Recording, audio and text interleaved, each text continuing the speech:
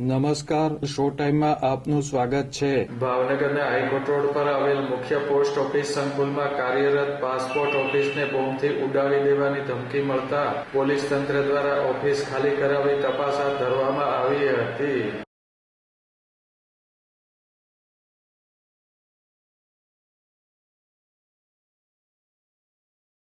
Post ઓફિસની passport કચેરીને બોમ્બથી ઉડાવી દેવાની ધમકી મળતા પોલીસ વિભાગની LCB, SOG, bomb squad, dog squad ઉપરાંત ફાયર વિભાગની ટીમ ફાયર ફાઇટર સાથે પોસ્ટ ઓફિસ પહોંચી હતી।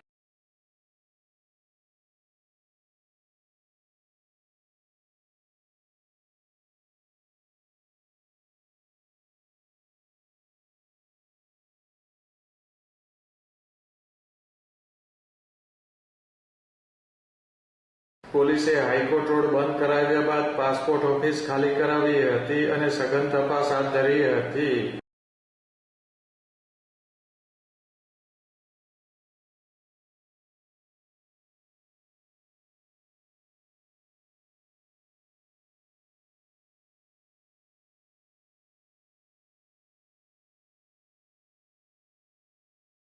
પોલીસે પોસ્ટ ઓફિસ સંકુલમાં 1 કલાક સુધી તપાસ હાથ ધરી હતી। જોકે તપાસ દરમિયાન કશું વાંધાજનક મળી આવ્યું ન હતું।